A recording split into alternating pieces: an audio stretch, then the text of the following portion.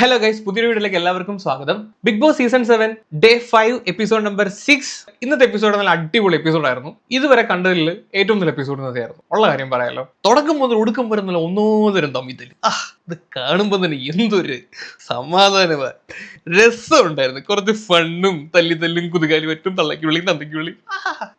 അപ്പം നമുക്ക് എപ്പിസോഡ് തുടങ്ങുന്നതിന് മുമ്പ് തന്നെ ഒന്ന് രണ്ട് കാര്യങ്ങൾ പറഞ്ഞുകൊണ്ട് തുടങ്ങാം ഗൈസ്.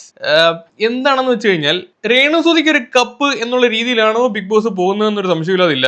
ഇത് ഏഷ്യാനെറ്റിന്റെ ഇൻസ്റ്റാഗ്രാം പേജാണ്. ഫസ്റ്റ് പിൻ ചെയ്തിട്ടേക്കുന്ന പോസ്റ്റ് രേണുസുതിക്ക് വോട്ട് അഭ്യർത്ഥിച്ചുകൊണ്ടുള്ള പോസ്റ്റ് ആണ് ഏഷ്യാനെറ്റ് ഇൻസ്റ്റാഗ്രാം പേജിൽ ഫസ്റ്റ് പിൻ ചെയ്തിട്ടേക്കുന്നത്. ഇത് മാത്രമല്ല, പണി ടൈംസ് എന്നും പറഞ്ഞിട്ട് രേണുസുതിയും ഏഷ്യാനെറ്റും ഇവിടെ കൊളാബ് പോലെ അടിച്ചിട്ടുണ്ട്. അതും പോരാഞ്ഞിട്ട് ഇന്ന് രേണുസുതിക്ക് വേണ്ട ഫ്ലവർ അല്ലടാ ഫയർ ആണെന്നും പറഞ്ഞ് ഏഷ്യാനെറ്റ് യൂട്യൂബിലും പോസ്റ്റ് ചെയ്തേക്കുന്നു. അപ്പോൾ അത്യാവശ്യം നല്ല രീതിയിൽ രേണുസുതിയെ പൊക്കിക്കൊണ്ടുവരാൻ വേണ്ടി ഏഷ്യാനെറ്റ് ശ്രമിക്കുന്നുണ്ട്. എന്തെങ്കിലും ആവട്ടെ. ഇപ്പൊ രേണുസുതിക്ക് ഒരു സപ്പോർട്ട് കുറവാണ്, വോട്ട് കുറവാണെന്നാണ് തോന്നുന്നത്. അപ്പൊ രേണു അതിന്റെ അകത്ത് നിൽക്കേണ്ട ഒരു ആവശ്യകത ഏഷ്യാനെറ്റിന് നല്ല രീതിയിലുണ്ടെന്ന് ഈ ഒരു കാര്യത്തിൽ നിന്ന് നമുക്ക് മനസ്സിലാവും. അപ്പൊ ഏത് മുഖേനയും രേണുവിനെ പൊക്കിക്കൊണ്ടുവരാനുള്ള കലാപരിപാടിയാണ് ബിഗ് ബോസ് ചെയ്തുകൊണ്ടിരിക്കുന്നത്. ഇന്നത്തെ എപ്പിസോഡിലോട്ട് വന്നു കഴിഞ്ഞാൽ, രേണുവിന്റെ നാടകം നടിമാർ തോറ്റു പോകുന്ന തരത്തിലുള്ള കരച്ചിൽ കാണിച്ചുകൊണ്ടാണ് ഇന്നത്തെ ബിഗ് ബോസ് തുടങ്ങുന്നത്. രേണുവിനെ കണി കണ്ടുകൊണ്ടാണ് ഇന്നത്തെ ബിഗ് ബോസ് തുടങ്ങുന്നത്. കണ്ണി കാണും രേണു കമലമൂത്രന്റെ കണമേണും നല്ല തുഞ്ചാർത്തി. രേണുവിന്റെ കരച്ചിൽ കാണാം ഗൈസ്. ഇത് കരച്ചിൽ ഇവിടെ ഒരു മനുഷ്യനില്ലല്ലോ, ഇവിടെ ഒരു മനുഷ്യനില്ലല്ലോ എന്റെ കരച്ചിലൊന്ന് കാണാൻ. നീ കരമുത്തേ, നമ്മൾ ഇവിടെ ഉണ്ട് നിന്റെ കരച്ചില് കാണാൻ. വമ്പൻ ഡ്രാമയാണ് ഗൈസ്. എന്റെ പൊന്നു തത്തമ്മയാരാ? നമ്മുടെ തങ്കു ആണോ? തത്തമ്മ തങ്കു. അവിടെ ഉള്ള ഒരു തത്തമ്മ ഉണ്ടായിരുന്നു. തത്തമ്മയ്ക്ക് പേരിട്ടു. എന്റെ തൊന്നു തത്തമ്മ. ആരും ഇല്ലാത്തോണ്ട് തത്തമ്മ തങ്കുവിന്റെ അടുത്ത് സംസാരിച്ചോണ്ടിരിക്കുന്ന രേണുവിനെയാണ് ഗൈസ് നമ്മളിപ്പോൾ കാണുന്നത്. ആൾക്കാരുണ്ട് പെട്ടെന്ന് കരയാൻ വേണ്ടിട്ട് ഒരു സ്ഥലം ഇങ്ങനെ പരതി നടക്കുവാണ്. അങ്ങനെ ഏറ്റവും അവസാനം തത്തമ്മ തങ്കുവിന്റെ അടുത്ത് പോയിരുന്നു രേണു. കേട്ടോ, ഭയങ്കര ഡ്രാമയാണ്. കഴിഞ്ഞ ദിവസം മറ്റേ അക്ബർ സെപ്റ്റി ടാങ്ക് എന്നൊക്കെ വിളിച്ച സമയത്ത് എന്റെ ചങ്കപ്പട്ടി പോയി എന്ന് പറഞ്ഞിട്ട് വമ്പൻ പരിപാടി നടത്തിയത്. പക്ഷെ ഞാൻ കരയത്തില്ലെന്നൊക്കെ പറഞ്ഞ് നടന്ന ആള് തണ്ട ഒറ്റയ്ക്ക് മാറിയിരുന്ന് ക്യാമറയെ നോക്കി, കാണുന്നുണ്ടല്ലോ ക്യാമറ ഇങ്ങോട്ട് തന്നെ നോക്കുന്നുണ്ടല്ലോ, ഞാൻ കരയാൻ പോവാന്നൊക്കെ പറഞ്ഞു. ആരും കാണുന്നില്ല, ക്യാമറ കാണുന്നുണ്ടെന്നൊക്കെ പറഞ്ഞു അവിടെ ഇരുന്ന് കരച്ചില്ല. പരിപാടിയാട്ടോ. ഋതപ്പനെ വിളിച്ചിട്ടുണ്ട്.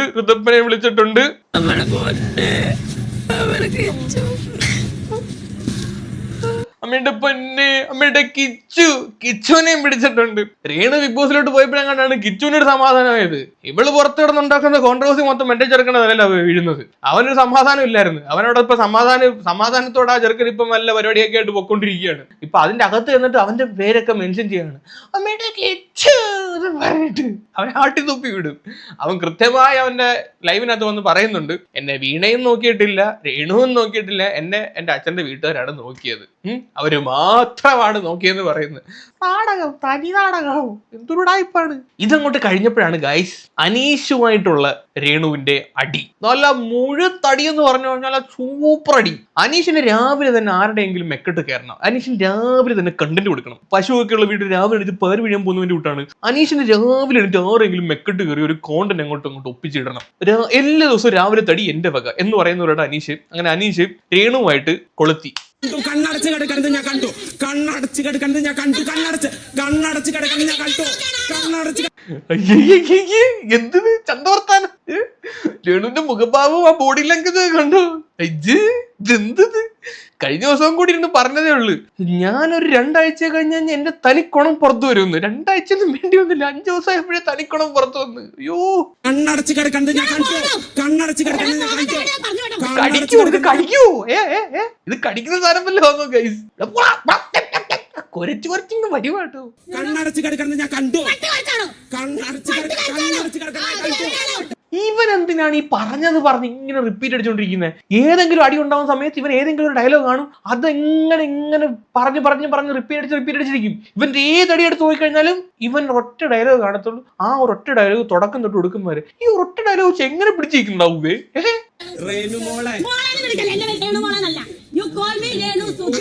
U call me Renusuthi. Reshma P തങ്കച്ചനെന്ന് വിളിക്കടാ അങ്ങോട്ട്. അതിനേക്കാളും വലിയ അവമാനം വേറെ ഇല്ല. രേണുസുതി എന്ന് വിളിക്കില്ലായിരുന്നു. ഇവ ആരും ആ പേര് വിളിക്കുന്നില്ല. ഇവരൊക്കെ നോക്കി വെച്ചിട്ട് പൊക്കൂടെ. രേഷ്മ പി തങ്കച്ചനെന്ന് വിളിക്കണം. രേഷ്മ പി തങ്കച്ചനെന്ന്. അവിടെ സുതിക്കാട് അവിടെ വീഴും. അവിടെ സുതിക്കാട്. ആരാണ് സുധി? നിനക്ക് സുധിയാണെന്ന് അറിയത്തില്ല? പരലോകത്ത് വരെ സുധി ഫേമസാ. അന്നേരമാണ് ഇന്ന് സുധി ആരാന്ന് അറിയാത്തത്. ഇപ്പൊ ലാലേട്ടന്റെ സുധിയുടെ റീച്ചിന്റെ ഒരു തട്ട് വെച്ച് നോക്കിക്കഴിഞ്ഞാൽ സുധിയുടെ ഇങ്ങനെ നിൽക്കും. ലാലേട്ടന്റെ അതിന്റെ താഴെ നിക്കത്തുള്ളൂ. അമ്മാതിരി റീച്ചാണ് സുധിക്ക്. ഇവള് പിന്നെ കളിച്ചോണ്ടിരിക്കുന്ന എന്തുവാ? എന്റെ സുധിച്ചേട്ടാ ഞാൻ എത്തി. പുള്ളി മരിച്ചണം തൊട്ട് ഇങ്ങനെ പേരും വെച്ചാണ് ഇവള് കളിച്ചോണ്ടിരിക്കുന്നത്. ഷോർട്ട് ഫിലിം അഭിനയിക്കാൻ പോയി കഴിഞ്ഞാൽ ആദ്യമേ നന്ദി സുധിച്ചേട്ടൻ. സുധിച്ചേട്ടന് നന്ദി പറഞ്ഞിട്ടേ തുടങ്ങത്തുള്ളൂ. ഷോർട്ട് ഫിലിമിന്റെ തമ്മിലിനകത്ത് സുധിയുടെ വലിയ ഫോട്ടോ. ഇൻസ്റ്റാഗ്രാമിൽ രേണു സുധി DP കൊല്ലം സുധിയുടേത്. യൂട്യൂബ് തുടങ്ങിയപ്പം രേണു സുധി DP കൊല്ലം സുധിയുടേത്. എവിടെ തൊട്ടാലും കൊല്ലം സുധി കൊല്ലം സുധി കൊല്ലം സുധി. ഇപ്പോഴും രേണു ജീവിച്ചിരിക്കുന്നത് കൊല്ലം സുധിയുടെ പേരുകൊണ്ട് തന്നെയാണ്.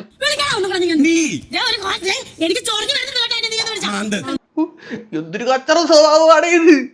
എന്റെ പൊന്നെ, ഈ കണ്ണിക്കണ്ട നമ്മളൊക്കെ ഇവനോട് ഇപ്പോഴും ഇരിക്കുന്ന ഭാഗ്യം. ഇത്രയും തൊട്ടി സ്വഭാവം വെച്ചിട്ട് ഇത്രയും ആൾക്കാരെ ഒന്നും പറഞ്ഞില്ലല്ലോ.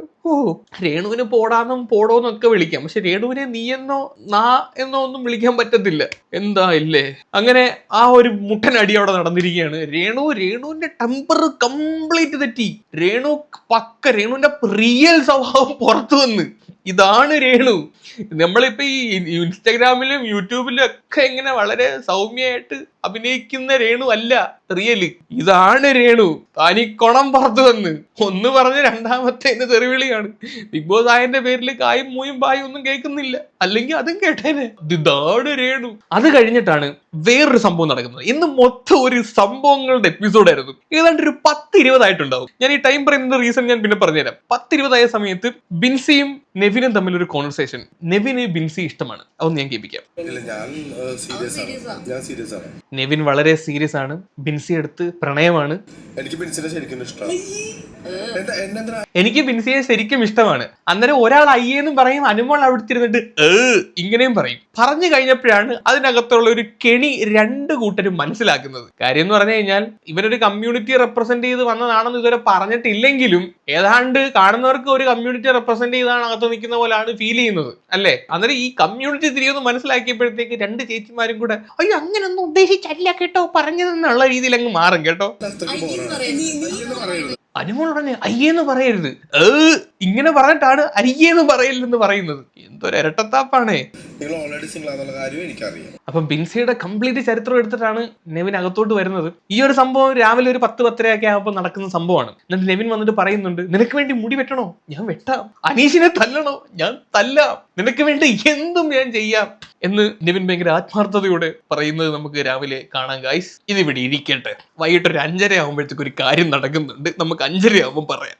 ഇനി ബാക്കി കേൾക്കാം. ഇനിയാണ് പണിപ്പുര ടാസ്ക്. പണിപ്പുര ടാസ്ക് അക്ബറിന് മാത്രമാണ് പണിപ്പുരയിൽ അകത്ത് പോയി സാധനം എടുക്കാൻ പറ്റുന്നത്. അപ്പൊ ഇന്നലെ ബിന്നി വന്ന് പറഞ്ഞിട്ടുണ്ടായിരുന്നു അക്ബറിന്റെ അടുത്ത് ഫുഡൊന്നും ഇല്ല. അപ്പൊ പിന്നെ അക്ബർ എന്തെങ്കിലും കഴിക്കാൻ കിട്ടുവാണെങ്കിൽ ഞമ്മ കിട്ടുവാണെങ്കിൽ അത് എടുക്കാനുള്ള പ്ലാനിങ്ങിലായിരുന്നു. ഇപ്പൊ ബിഗ് ബോസ് വന്നിട്ട് പറഞ്ഞ് അരിയും മണിയും ഒന്നും അതിനകത്തൊന്നും ഇല്ല, അക്ബറിന്റെ ഇഷ്ട ആഹാരം മാത്രമേ അവിടെ ഉള്ളൂ, അത് മാത്രമേ അക്ബറിന് എടുക്കാൻ പറ്റത്തുള്ളൂ. അങ്ങനെ 20 സെക്കൻഡും കൊടുക്കും, 500 പോയിന്റ്സും കൊടുക്കും. പോരാത്തതിന് അതിനകത്തൊരു ഇടിമിന്നൽ എഫക്റ്റും കൂടെ ഉണ്ട്. അങ്ങനെ അക്ബർ പോയി സാധനമൊക്കെ എടുത്തോണ്ട് വരും. അക്ബർ പോയിട്ട് ഒരു 10 സെക്കൻഡ് കൊണ്ട് സാധനം എടുത്ത് പുറത്തു വരും. ഒരു ഏതാണ്ട് ഒരു 690 പോയിന്റ് സാധനം എടുക്കും. ഈ 690 പോയിന്റ് സാധനം എടുക്കുന്ന സമയത്താണ് നമ്മുടെ അനീഷിനെ പിടിച്ച് ഒരയ്ക്കാൻ തോന്നുന്ന ഒരു സാധനം വരുന്നത്. ഒന്ന് കാണിക്കാം. എനിക്ക് തോന്നുന്ന ബിഗ് ബോസ് ഇത് കൊടുക്കില്ല എന്നാണ്. കാരണം പോയിന്റ്സ് എക്സീഡ് ചെയ്ത് കഴിഞ്ഞ് കൊടുക്കില്ല. അപ്പൊ 500 പോയിന്റ് എടുക്കാൻ പറഞ്ഞപ്പോഴത്തേക്ക് 690 പോയിന്റ് എടുക്കുക. അപ്പൊ അനീഷ് എന്ന് പറയാം എനിക്ക് തോന്നുന്നു ബിഗ് ബോസ് ഇത് കൊടുക്കത്തില്ല.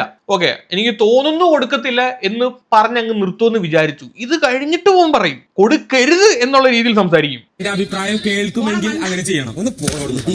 എന്റെ അഭിപ്രായം കേൾക്കുമെങ്കിൽ തിരിച്ചെടുക്കണം, അത് കൊടുക്കരുത് എന്നും പറഞ്ഞിട്ട് ഈ നാണം കെട്ടവനിരുന്ന് പറയൂടെ. അത്രയും ആൾക്കാരില്ല, ഇച്ചിരി ആട്ട വെച്ചാണ് ജീവിക്കുന്നത്. ഇന്ന് മറ്റേ ഡാലുകറിയൊക്കെ ഉണ്ടാക്കുന്നുണ്ട്, കാടിവെള്ളം കലക്കുന്നതിന്റെ കൂട്ട് വെള്ളം ഒഴിച്ചിട്ടാണ് ഡാലുകറിയൊക്കെ ഉണ്ടാക്കുന്നത്. നമുക്കൊന്നും അങ്ങനെ കഴിക്കാൻ പോലും പറ്റും തോന്നുന്നില്ല. ആ രീതിയിലാണ് ആൾക്കാർ അവിടെ കഴിക്കുന്നത്. അന്നേരം എന്തെങ്കിലും ഞം കിട്ടുമെന്ന് പറഞ്ഞിരുന്നപ്പോഴത്തേക്ക് ഇവൻ വന്നിട്ട് പറയാണ് കൊടുക്കരുതെന്ന്, തിരിച്ചെടുക്കണമെന്ന്. അവൻ ഓവർ സ്മാർട്ട് കളിക്കാൻ നോക്കുവാണ്. നീ വെറുപ്പിച്ചോ അനീഷ, ഒരു കുഴപ്പമില്ല, അതൊക്കെ ബിഗ് ബോസിനകത്ത് സംഭവമാണ്. ഇത് ആ ഹൗസിലുള്ള എല്ലാവരെയും ബാധിക്കുന്ന കാര്യമാണ്. ഇത് ഹൗസ് മേറ്റ്സിന് ആർക്കും ഇഷ്ടപ്പെട്ടില്ല. എല്ലാവരും കേറി മേഞ്ഞ് അനീഷിനെ വലിച്ചു കയറി എല്ലാവരും കൂടെ വന്നിട്ട് തോന്നിവാസം പറയില്ലെന്നും പറഞ്ഞിട്ട് എന്നിട്ട് ഇത്രയും ഡയലോഗ് അടിച്ചിട്ട് ഈ നാറി ഇവനെ നാറിയെ തന്നെ വിളിക്കണം. ഈ ഫുഡ് കിട്ടിയ സമയത്ത് ഇവൻ ഞം തിന്നാൻ പോയി. അതോടെ കാണിച്ചു തരാം. കണ്ട തിന്നുന്നുണ്ടോ നാണമില്ലാത്തവൻ, കണ്ടില്ലയോ? കോരിക്കോരി ഇടുക. അങ്ങനെ ഈ പരിപാടിക്ക് ശേഷമാണ് ഗായ്സ് അടുത്തടി. ഇന്ന് മൊത്തം 1 by 1 അടി. ഒരെണ്ണം കൊണ്ട് കഴിയുമ്പോൾ അടുത്തടി, അടുത്ത് കഴിയുമ്പോൾ അടുത്തടി. ബിഗ് ബോസ് തന്നെ കൺഫ്യൂഷൻ, ഇതിനകത്ത് ഏതടിയൊക്കെ കാണിക്കും ദൈവമേ എന്നും പറഞ്ഞിട്ട് ബിഗ് ബോസ് തന്നെ കംപ്ലീറ്റ് കൺഫ്യൂഷൻ ആയിരുന്നു. അത് പുതിയ അടി എന്ന് പറഞ്ഞു കഴിഞ്ഞാൽ ഒനിയൽ വേഴ്സസ് റെന ഫാത്തിമ. ഇവർ രണ്ടും തമ്മിലാണ് അടി. റെന വെറുതെ അങ്ങോട്ട് പോയി ചൊറിയാൻ നിന്നതാണ്. പോയി അണ്ണാങ്കരിക്കുന്ന മേടിച്ചോണ്ട് വന്നിട്ടുണ്ട്.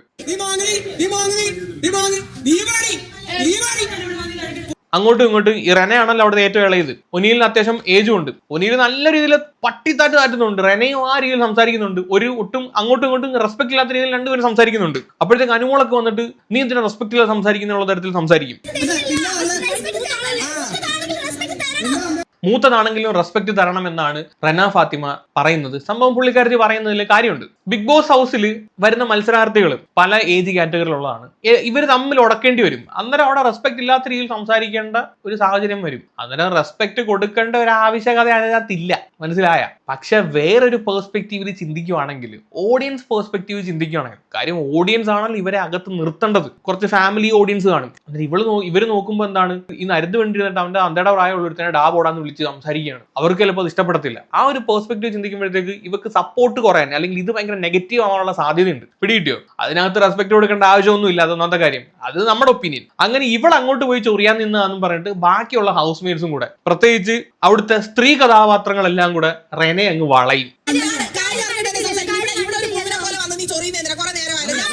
ശാരിക ചേച്ചി, മുഞ്ചി ചേട്ടനും എല്ലാരും കയറി ഇടപെടും. ഇതെല്ലാരും കൂടെ വന്ന് ഇടപെടുമ്പോഴത്തേക്ക് റെനയ്ക്ക് പിടിച്ചിരിക്കാൻ പറ്റും. റെനെ അവിടെ മ്ലാക്കം പൊട്ടിക്കരയും ഗൈസ്. പക്ഷെ എനിക്ക് ബിഗ് ബോസിന്റെ അടുത്തൊരു കാര്യം പറയാനുണ്ട്. ഞങ്ങളുടെ ശാരിക ചേച്ചി, നമ്മുടെ ഉച്ചിഷ്ടേച്ചി കഷ്ടപ്പെട്ട് ആ കൊച്ചിനെ കരയിപ്പിക്കാൻ വേണ്ടിയിട്ട് നല്ല രീതിയിലുള്ള ഡയലോഗ് അടിക്കുന്നുണ്ട്. ഡയലോഗ് അടിക്കുമ്പം ശാരിക ചേച്ചിയുടെ വോയിസ് മാത്രമേ നിങ്ങൾ കാണിക്കുന്നുള്ളൂ. തഴയുക ഞങ്ങളുടെ ചേച്ചിയെ, നിങ്ങൾ തഴയുക കേട്ടോ.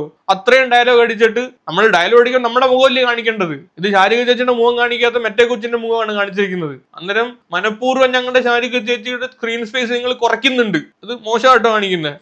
അടുത്ത ഉടനെ തന്നെ എടുത്ത് കളയാനുള്ള പ്ലാനാന്ന് തോന്നുന്നു കേട്ടോ. ഇവർക്ക് സ്ക്രീൻ സ്പേസ് കൊടുക്കുന്നതേ ഇല്ല. ഇവര് പറയുന്നത് പോലും ബിഗ് ബോസ് മ്യൂട്ടാക്കി വിടുകയാണ്. അത് 1-2 ഈ ഒരു എപ്പിസോഡിനകത്ത് എവിഡന്റ് ആയിട്ട് കാണാൻ പറ്റും. അന്നേരം എന്റെ ബലമായ സംശയം ഈ വീക്ക് തന്നെ ചേച്ചി ഇനി പറഞ്ഞു വിടാനുള്ള പ്ലാനിങ്ങിലാണെന്ന് തോന്നുന്നു. കാര്യം മനഃപൂർവ്വം ഇവരുടെ സ്ക്രീൻ സ്പേസ് കുറയ്ക്കുന്നുണ്ട്. അപ്പൊ നമ്മൾ പറഞ്ഞു വന്ന് രനയുടെ കരച്ചിൽ കാണാം.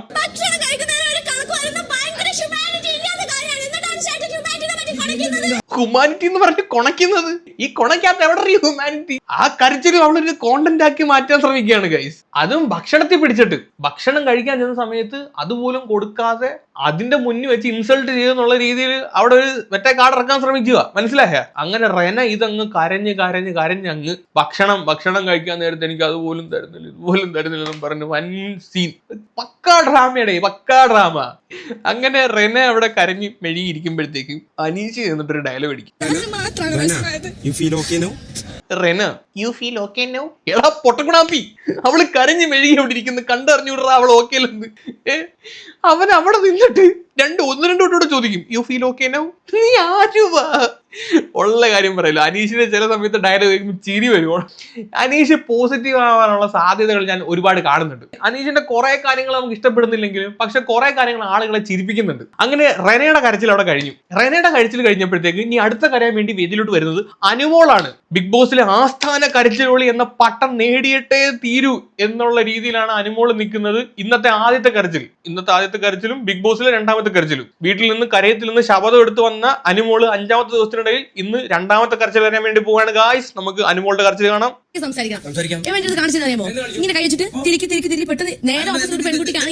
കരച്ചിലിന് ആധാരമായ അടി ഇവിടുന്നാണ് തുടങ്ങുന്നത്. അനുമോളും ആര്യനും തമ്മിൽ ഉടക്കും. അനുമോള് ഭയങ്കര മാനിപ്പുലേറ്റീവ് ഗെയിം ഇവിടെ കളിക്കുന്നുണ്ട്. കാര്യം എന്ന് പറഞ്ഞു കഴിഞ്ഞാൽ ഭയങ്കര ചീപ്പ് ഗെയിം, ലിറ്ററലി ചീപ്പ് ഗെയിം. അതെന്താന്ന് പറഞ്ഞു കഴിഞ്ഞാൽ കഴിഞ്ഞ ദിവസം ഇന്നലത്തെ എപ്പിസോഡിൽ അക്ബറിന്റെ നോട്ടം ശരിയല്ല എന്നിങ്ങനെ ഒരു സ്റ്റേറ്റ്മെന്റ് അനുമോള് പറഞ്ഞു. അങ്ങനെ പറയുമ്പോൾ അത് പറയാനുണ്ടായ സാഹചര്യം അല്ലെങ്കിൽ ആ ഒരു കോണ്ടസ്റ്റ് എക്സ്പ്ലെയിൻ ചെയ്യണം. അല്ലെങ്കിൽ ആളുകൾ എന്താണ് വിചാരിക്കുന്നത്, അക്ബർ ഒരു ലൈംഗിക ചൊവയോടുകൂടി ഇവളെ നോക്കി എന്നുള്ള തരത്തിലാണ് ആളുകൾ ചിലപ്പം ആ ഒരു രീതിയിൽ പോത്തോളും. ഇവിടെ വന്നിട്ട് ഈ ഒരു കേസിലും ആര്യം വന്നിട്ട് എന്തോ വിരല് വെച്ച് ഇങ്ങനെ കാണിച്ചു എന്നാണ് പറയുന്നത്. അതും വ്യക്തമായിട്ട് ആളുകൾക്ക് മനസ്സിലാവുന്ന രീതിയിൽ പറയുന്നില്ല. അപ്പോഴും ആളുകൾ എന്താണ് ചിന്തിക്കുന്നത് നമുക്കറിയില്ല. ആര്യൻ ഇനി മറ്റേ മിഡ് ഫിംഗർ ആണോ അതോ വേറെ എന്തെങ്കിലും ആണോ കാണിച്ചെന്ന് അറിയില്ല. അക്ബർ വന്നിട്ട് പറയുന്നുണ്ട് അവൻ അതല്ല കാണിച്ചിരിക്കുന്നതെന്ന്. അന്നേരം ഇവള് വന്നിട്ട് ഇങ്ങനെ ഫിംഗർ വെച്ച് എന്തോ കാണിച്ചതെന്ന് പറയുമ്പോഴത്തേക്ക് ആളുകളും അത് മിസ്ലീഡ് ആവുകയാണ്. അതും ഭയങ്കര റോങ് ആയിട്ടുള്ള കാര്യമാണ്. അപ്പൊ ഇതുപോലെ വുമൺ കാർഡ് പലയിടത്തും അനുമോൾ ഇറക്കുന്നുണ്ട്. കഴിഞ്ഞ എപ്പിസോഡിൽ അക്ബറിനെ പറ്റി പറഞ്ഞ സെയിം സാധനം ഈ ഒരു ഡേയിലും റിപ്പീറ്റ് ചെയ്യുന്നുണ്ട്, ലൈവിനകത്ത് റിപ്പീറ്റ് ചെയ്യുന്നുണ്ടായിരുന്നു. അങ്ങനെ ആര്യനുമായിട്ട് കയറി കുളത്തി ആര്യനുമായിട്ട് അടിയായി. അത് വെറും ഒരു കാര്യമില്ലെന്നാണ് അടി വീണത്. അവിടെ ഒരു കാര്യമില്ലാതെ അടി വീണതാണ്. ആര്യന് ഒരു തമാശ പറഞ്ഞതിൽ തുടങ്ങിയ അടിയാണ് ഇത്. പിന്നെ അക്ബറുമായിട്ട് കയറി കൊളുത്തി. അങ്ങനെ അക്ബറിന്റെ വായിരിക്കുന്നതും കേൾക്കുമ്പോഴത്തേക്ക് അനുമോൾക്ക് പിന്നെ പിടിച്ചു വയ്ക്കാൻ പറ്റിയില്ല. അടുത്ത അടവ് അങ്ങോട്ട് ഇറക്കും, കരച്ചിൽ സ്റ്റാർട്ട് ചെയ്യും. Start camera action. നല്ലല്ലോ കറിയുന്നുണ്ടല്ലോ. പ്ലാസ്റ്റിക് ചെടിക്ക് കണ്ണീർ വെള്ളം ഒഴിക്കുന്ന അനുവിനെയാണ് ഗൈസ് നിങ്ങൾ ഇപ്പോൾ കണ്ടുകൊണ്ടിരിക്കുന്നത്.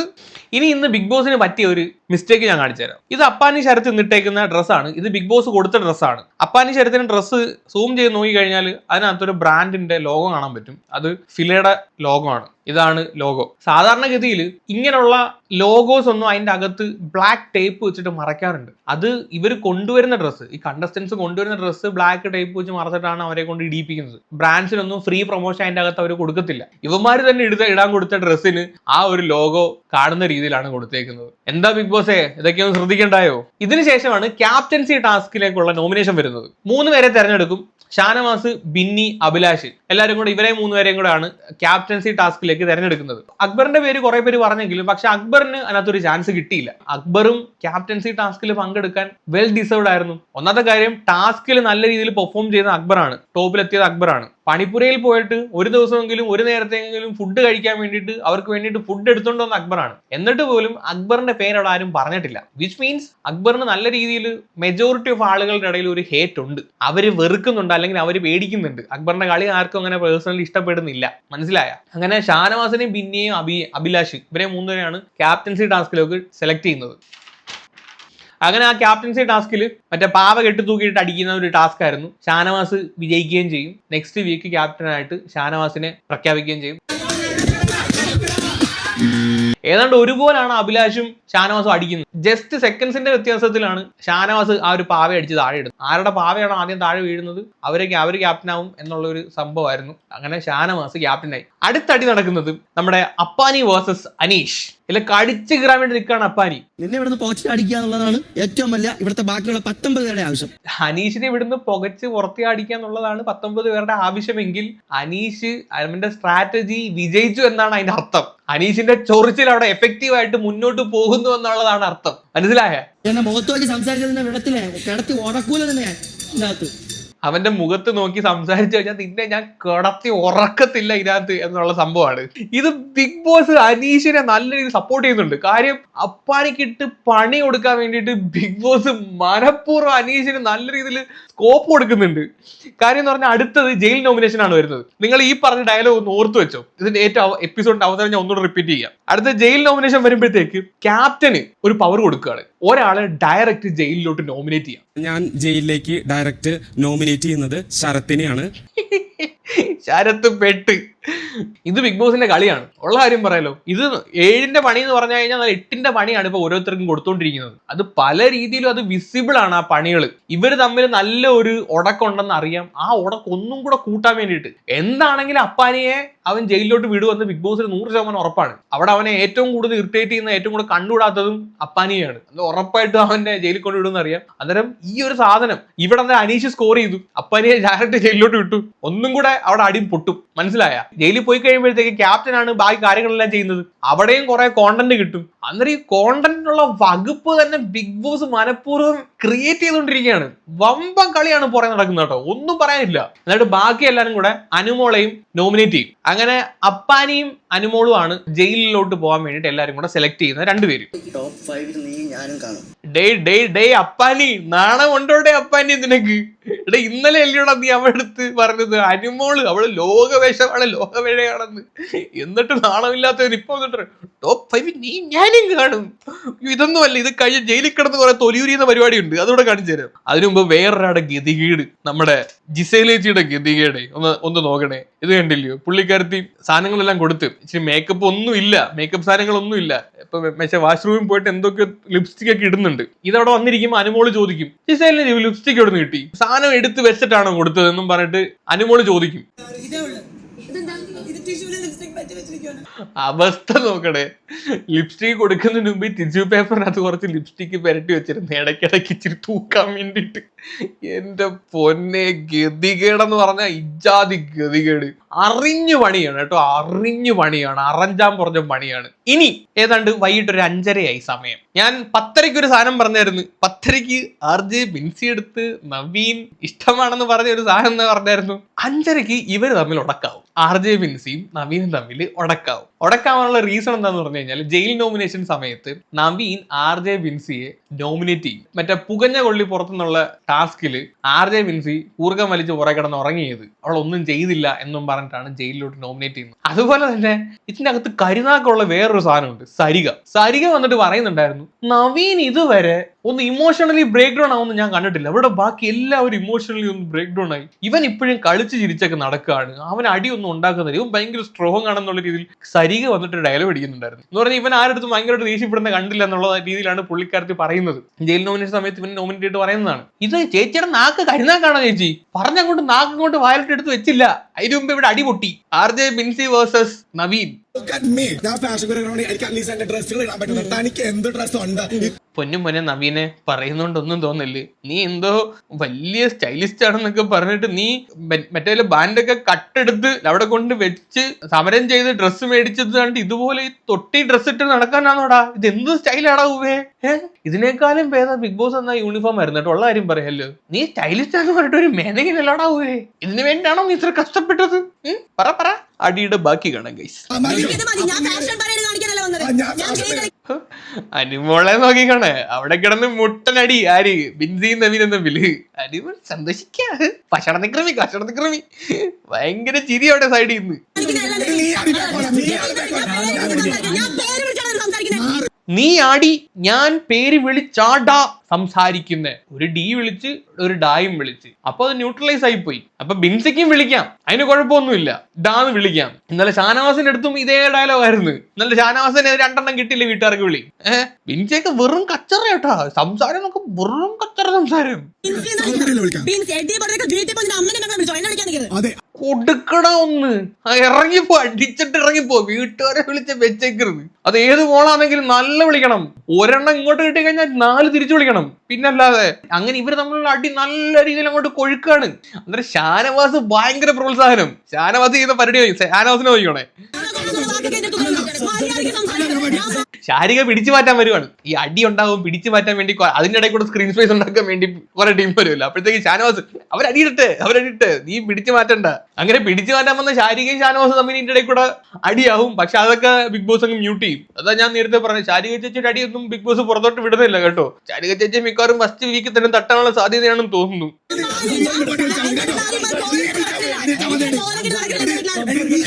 അങ്ങനെ ഷാനവാസ് നല്ല രീതിയിൽ പ്രോത്സാഹിപ്പിച്ചു.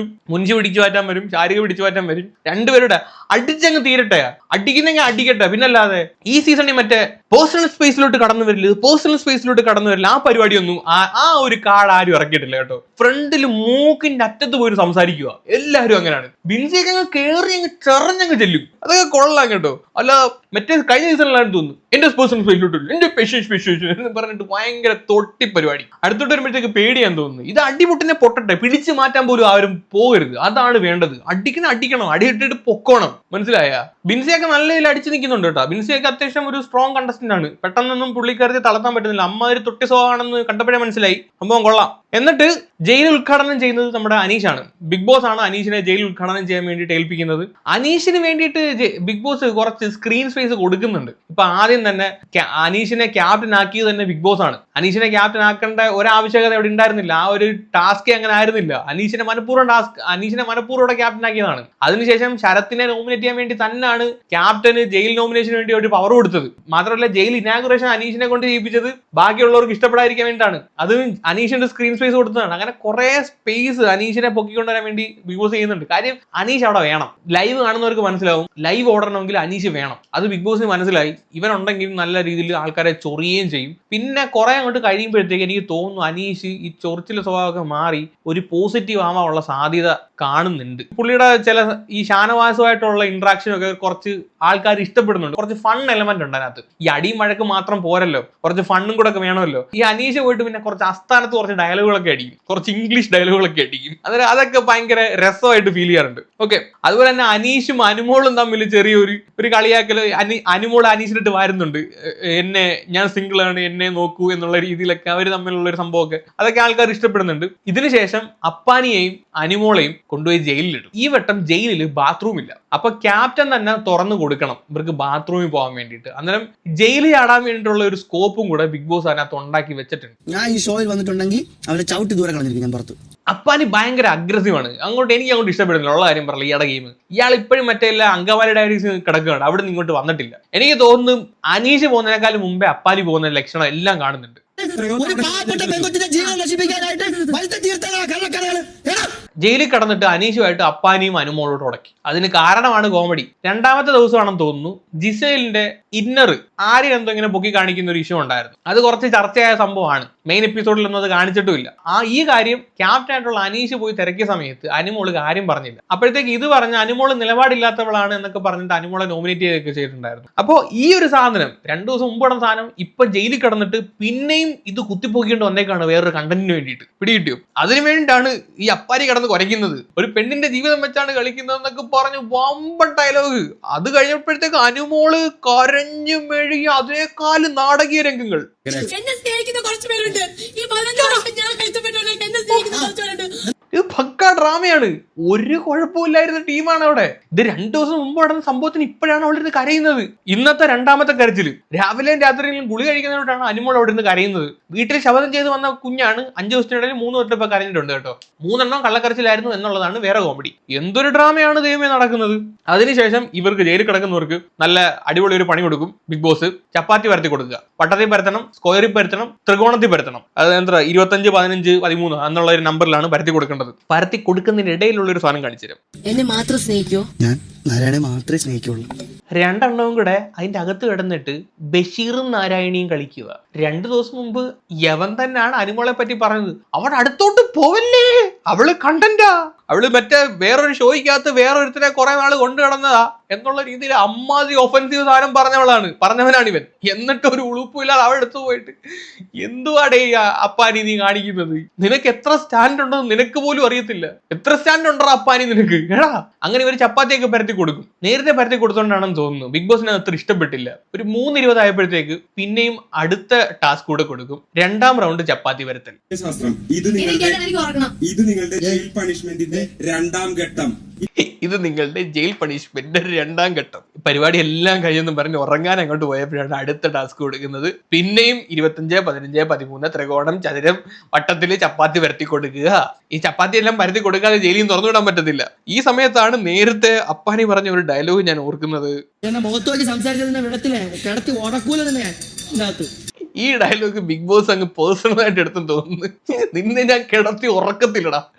അമ്മാതിരി പണിയല്ലേ കൊടുക്കുന്നത്. നല്ല ചിമിട്ടം പണിയാണ് കേട്ടോ കൊടുക്കുന്നത്. ഇത് സാധാരണഗതി എനിക്കറിയില്ല ഇതിനു മുമ്പ് 2 ടാസ്ക് ഒക്കെ ബിഗ് ബോസ് ജയിലിൽ കിടക്കുമ്പോൾ കൊടുത്തിട്ടുണ്ടോന്ന്. ഇത് ഒരെണ്ണം കൊണ്ട് കഴിഞ്ഞ് കൊടുത്തപ്പോഴത്തേക്ക് അടുത്ത പിന്നെയും കൊടുത്ത്. നീ ഒന്നും അങ്ങനെ അത് കിടക്കേണ്ടത്. അപ്പൊ മൊത്തത്തിലൊരു സംഭവബഹുലമായിട്ടുള്ള എപ്പിസോഡായിരുന്നു ഇന്നത്തെ. ഇന്ന് ഒരു കാര്യം പറയാൻ വിട്ടുപോയി. ഇന്ന് ഉറങ്ങിയവർ ഒന്ന് നമ്മുടെ മുൻഷിയണ്ണൻ ഇന്ന് കിടന്നുറങ്ങി. അതുപോലെ തന്നെ അനുമോളും ഇന്ന് കിടന്നുറങ്ങി. മുൻഷിയണ്ണനൊക്കെ ഇന്നലെ പാതിരാത്രി വരെ കുത്തിയിരിക്കുവായിരുന്നു അവര് പൊക്കിക്കൊണ്ട് പോകുന്ന നോക്കിക്കൊണ്ട്. അതുകൊണ്ട് മുൻഷിയണ്ണൻ ഇന്ന് പകുതി കിടന്ന് കുറച്ചു നേരം ഉറങ്ങി. പട്ടി വരച്ച് 100 പോയിന്റ് പോയി. അനുമോളുടെയും വക 100 പോയിന്റ് പോയി. അപ്പൊ ഇതൊക്കെയാണ് ഗൈസ് ഇന്നത്തെ വിശേഷങ്ങൾ. മൊത്തത്തിൽ അത്യാവശ്യം നല്ലൊരു എപ്പിസോഡായിരുന്നു കേട്ടോ. ഉള്ളതിനും പറയാലോ. അത്യാവശ്യം എൻഗേജ്ഡ് ആയിരുന്നു. പട്ടപ്പട്ടയെന്നായിരുന്നു അടി അങ്ങോട്ട് പൊട്ടുന്നത്. സംഭവം രേണു ഒക്കെ പക്ക എക്സ്പോസ്ഡ് ആയ ഒരു ദിവസമായിരുന്നു. കൊള്ളാം. നവിനൊക്കെ ആദ്യമായിട്ടാണ് വന്നിട്ട് ഇതുവരെ പൊട്ടിത്തെറിക്കുന്നത്. അപ്പൊ മൊത്തത്തിലൊന്ന് കൊഴുത്ത് വരുന്നുണ്ട്. കൊള്ളാം. സോ ഇത്രയും കാര്യങ്ങളാണ് ഗൈസ് ഇന്നത്തെ ഈ ഒരു കംപ്ലീറ്റ് ഡേയിൽ നടന്നത്. എന്താണ് നിങ്ങളുടെ അഭിപ്രായം? താഴെ വന്ന് കമന്റ് ചെയ്യുക. കൂടുതലൊന്നും പറയാനില്ല ഗൈസ്. വേറൊരു എപ്പിസോഡുമായിട്ട് മാമൻ പോയിട്ട് നളിയും വരാം മക്കളെ. ബൈ.